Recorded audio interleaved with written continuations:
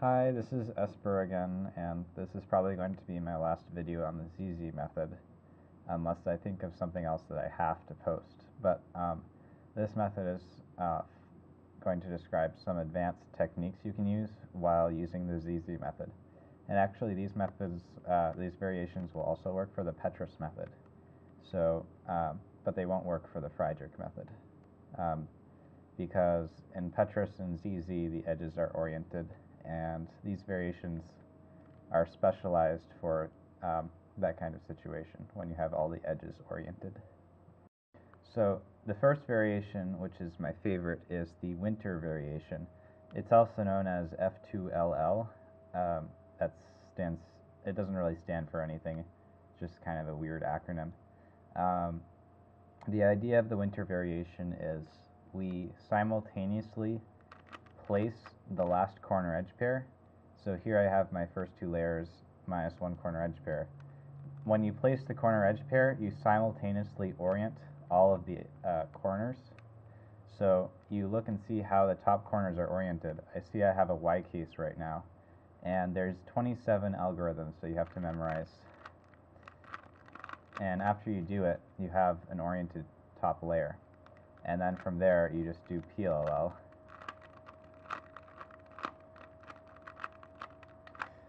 And that's the winter variation. The downside to the winter variation is that you have to make setup moves to create a corner edge pair on top. So this is probably the worst case you can have. It's where they're together and you have to separate them and then make your corner edge pair. Then you'd use the winter variation to solve the orientation of the corners. The remedy to that is learning MGLS in combination with the winter variation.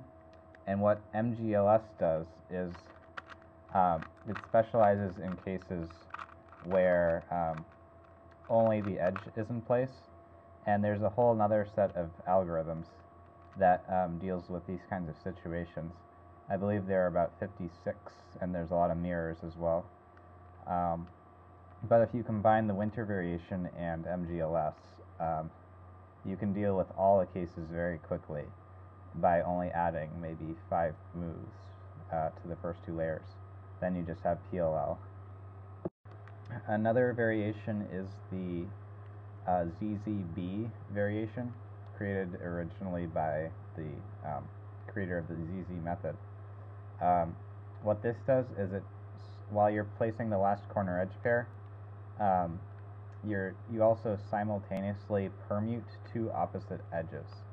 So to do that, you look and see where the edges are permuted, and then instead of just placing the corner edge pair, what you do is you apply only like a few more moves.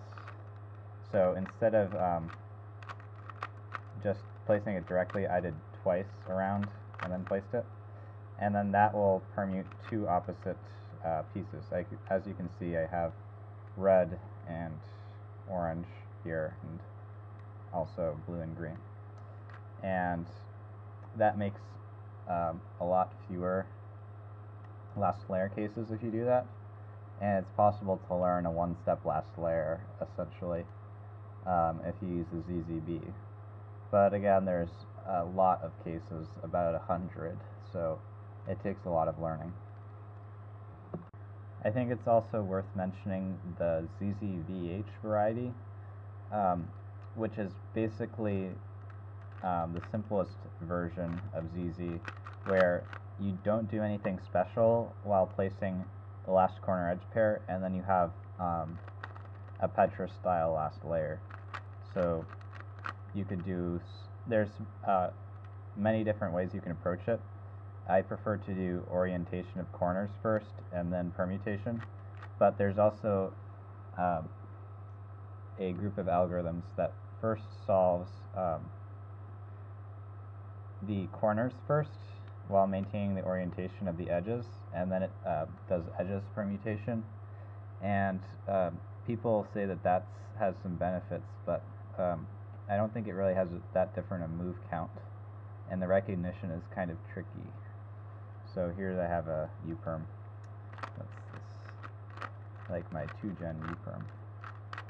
There we go. It's also possible to do a one-step VH last layer, but there are over 170 algorithms to learn, and this is very difficult to accomplish. Lars Petrus has a page that has all the algorithms on it,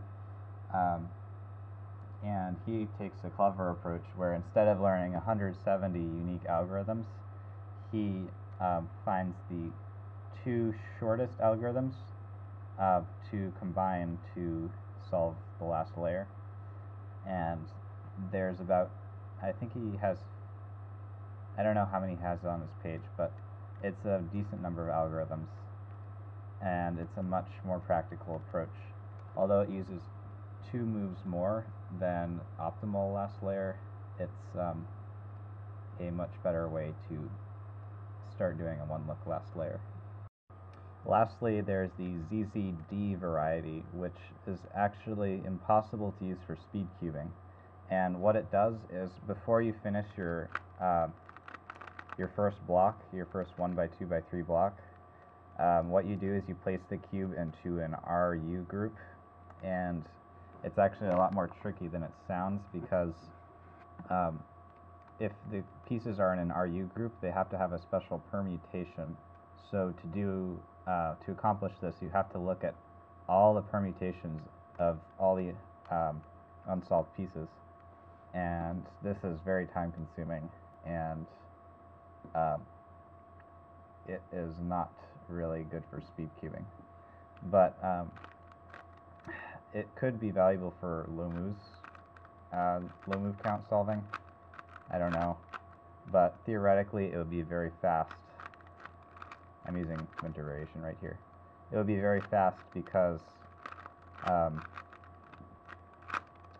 you would only have to turn the right and top sides, and you could do a one-look last layer. And it would only take 2 additional moves to put it into the RU group, but it's very difficult to find out exactly what those 2 moves are. An honorable mention is Blas variation on speedsolving.com, the forum.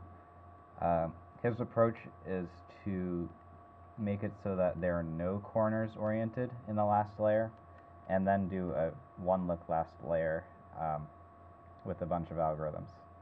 This is similar in scope to the ZZB variety. The last layer has a bunch of like 100 algorithms that you have to learn, but it's relatively easy to ensure that there are no corners oriented. And thanks for watching this video. Bye.